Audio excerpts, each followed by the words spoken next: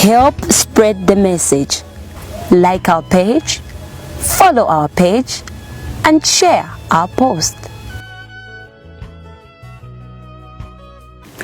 My name is Fanny Kondowe. I was born in a family of 4. I grew up mostly in Blantyre. That's where I grew up. And about my journey as a woman, I think my life changed more when I was in primary school in standard 8. My dad had lost his job, and things changed for us from better to worse. It was really the hardest moment that I ever experienced in my life. I never knew that life would be like that, but that's how it ended. And so after standard 8, I went to CDSS. That's where I did my secondary school from Form 1 until Form 2.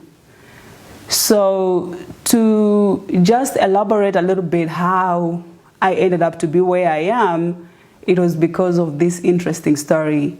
One day I was walking, going to school in my uniform. I'm all dressed properly, you know, with your socks. And then this guy all of a sudden splashed me with actually water with mud. And I didn't like it, but you know what, you just have to keep on going. I started thinking, should I go back? Maybe if I retain, it's going to be easier for me to change into a dress that I had. But no, I kept on moving, and I said, you know what, Fanny, keep on going. There's no way you can retain, you miss your class, and so go to school.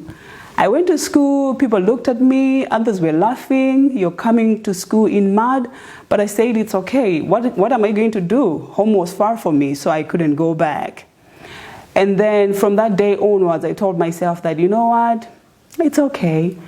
Things do happen in life, but Fanny never allowed this to actually kind of like make you feel like this is your dream or this is where you're going to end. And I told myself this will change my life. I'll work hard, I'll have a car someday, but also I'll have better things that I want in my life. Because I remember at that time I only had like 2 dresses, and I had 1 shoe and a uniform.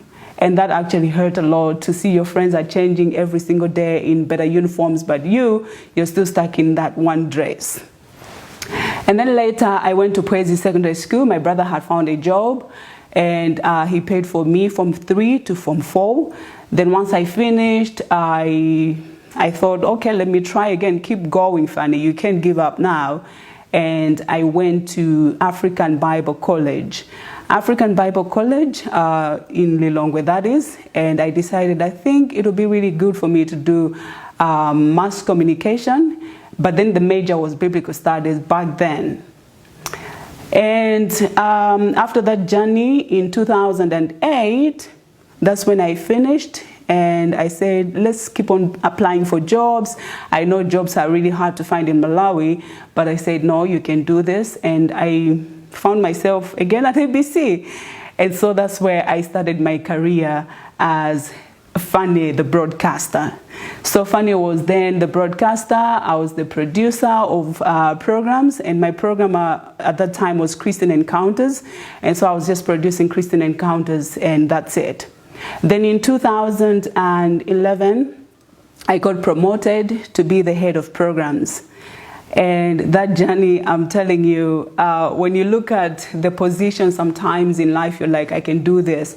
I started that, it was like, okay, I can do this. It's easy, you know. It's one of those things that everybody else can do. And for me, that's what I thought in my head. But to be honest, oh my goodness, it was one of those things that I'm telling you, it wasn't an easy position. Every single day, my job was to make sure I have all the programs. I have to make sure the producers have edited their programs.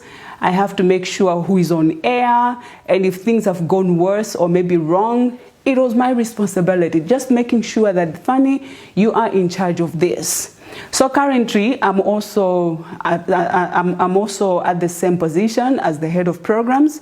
But I think with experience, I have learned a lot of stuff. I've learned a lot of things to just do what you have to do, to plan ahead, to make sure that by the end of the day, you have achieved the goal that you want. And I think that experience itself has been really sometimes quite overwhelming. Sometimes it's really been challenging, but also at the same time, you know, networking and opportunities have arose because each and every time you meet people, they're like, oh, we know you from ABC. Oh, what do you do? I'm the head of programs. Oh, can I have your number and all that? You want to give the number because they want to find out more.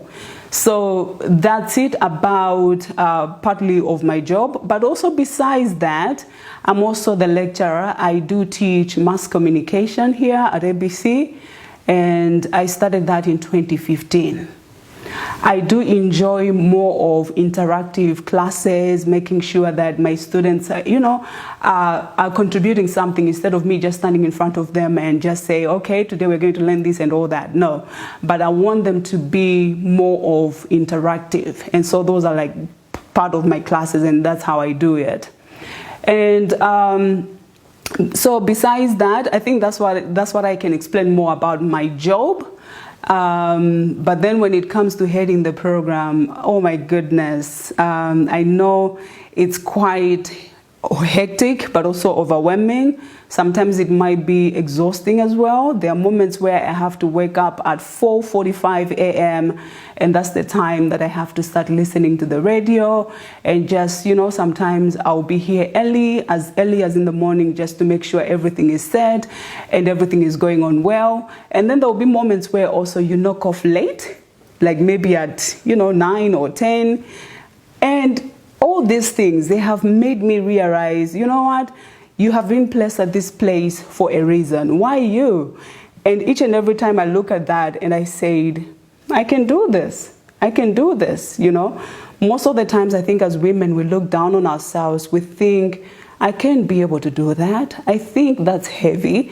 I think that's a job that maybe it's needed for a guy and not me. But as a woman, I think I have learned a lot, and those experiences have shaped me to be where I am today. And if you're actually like seeing this or listening or just watching rather, what I can say is that in each and everything else that you do, everything is possible. It might be a little bit hectic, yes, for you, but I do believe that everything is possible. And so people have asked me so many questions. How do you actually do it? Because heading the programs, as I said, it looks like it's quite exhausting. And how I do it is mostly I plan about what I want to achieve by the end of the day. So like I'll have a list of things that I want to do. And then I look through what have I done well or what have I achieved. And then if maybe, let's say, I haven't done or achieved what I wanted on the list, it's okay. I don't have to beat myself up to say, you know, you didn't achieve this and so I should be sad about it. No, there's another tomorrow. Tomorrow I go back, look through, okay, so this needs to be done. I didn't do it yesterday and I'll do it today. And so that's how I have been able to do it. And another thing I think also is just, you know, to tell yourself that despite all the challenges, what is it that you're making as an impact to people?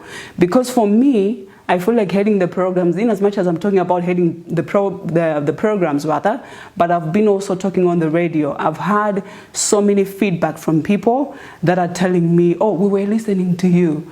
And when they are telling me that, I'm looking forward to just hear more. What were you listening about? I'll give you an example. I had a story of this lady who was listening to my program, and she said, I wanted to commit suicide, but it was through your program that helped me a lot. And she came through and we talked about it, and she actually sought some counseling. So after looking at that story for me, I'm like, life matters most. And I have to invest in life because that's what is needed. I cannot just be here just doing the job for the sake of getting pay. I don't have to do that, but it's about also making an impact in people's lives. And that has helped me a lot to just know that I am here to make an impact to people's lives. Another example that I have also that I thought I should share to women or to a girl who is listening to me right now is a story of this lady who has been listening to me like for over 5 years. And one day I did a program about self-confidence. That program actually changed her life. She made a decision to go back to school. She told me she had no parents at that time and things were hard for her. She decided, I think, what I needed to do is just to start a small business. So she started a small business and paid herself to go to school. As I'm talking right now, this person has a diploma in accounting. So if you look at all those stories, for me, they make me feel like, Fanny, it's not just about you, making sure that the program is going on and people are listening to you, or maybe making sure that the producers are doing their job and all that, but it's about people, investing in people's lives, and that's my goal. And also, besides what I have said I do, I also have a business in makeup. And this business, I think it's been an on and off, thing where I start and then I stop. It's because of the busy schedules and all that. But lately, I have been intensifying in all what I do about this business, the makeup business. And this, now it's actually growing up. I'm doing more advertising on Facebook, on Instagram. The name is called Rowixe Makeup. People ask me why the name Rowixe. That's actually my mother's name and my dad's name, and I made something out of it to say Rowixe. So that business alone has also helped me to be where I am. Sometimes as a woman, you can't just wait for the salary. Salaries are there, yes, but you need also to have maybe some savings for yourself. And I do think, for me, I think it has helped me a lot. There are moments where sometimes I don't have money and I'll look back at my business and say, no, I think this money I'll put it to savings. What is it that I want to achieve by the end of it? And so Rowixe Makeup has helped me a lot in that. Yeah, and so sometimes I think just going through all of it, I can say being a woman is a very precious thing that every woman needs to value and to be happy about, because there are other people, let me tell you, they're looking for the opportunity that I have, the opportunity that you have. But what you need to do is to put more effort, to put more time in what you want to achieve. And who is Fanny actually when she's happy, when she's doing her own stuff besides work? I normally love hiking. And people have been saying this, why do you always love hiking? It actually refreshes me. I just enjoy it so much. I think I've hiked in Nkoma, Bunda, and Mulanje Mountain, and right now planning to, to go maybe some other places to hike. That makes me happy. So that's what I normally do when I'm not doing radio and other things. But also, I love cooking. Cooking is always the best, You can't go wrong with cooking. So I do that sometimes when Fanny is not doing all this work. I've read a lot, yes, I don't want to read anymore. So let me do something different. And so that's how I normally live my life. My encouragement to you as a woman, I just want to tell you that everything is possible, everything is capable, you can be able to achieve your goal, but what you need to do is just, to think about your life now. What is it that you want to do? And once you start thinking about your life, I want you to just reflect on certain things. You might say, Fanny, I don't have money, or maybe you might say, but you know what, Fanny, I feel like maybe you had opportunities. I never had opportunities. It's just that I had to put more time, but also I had to persevere. Perseverance sometimes helps. And so if you would like to start something, I guess I would say it is possible. It is possible if you want to achieve that. All you need to do is just to put effort, to believe in yourself, to value yourself, and to know that you can be able to do this. I hope you enjoy listening and watching rather. My name is Fanny Kondowe. All the best.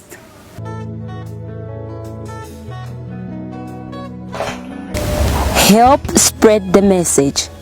Like our page, follow our page, and share our post.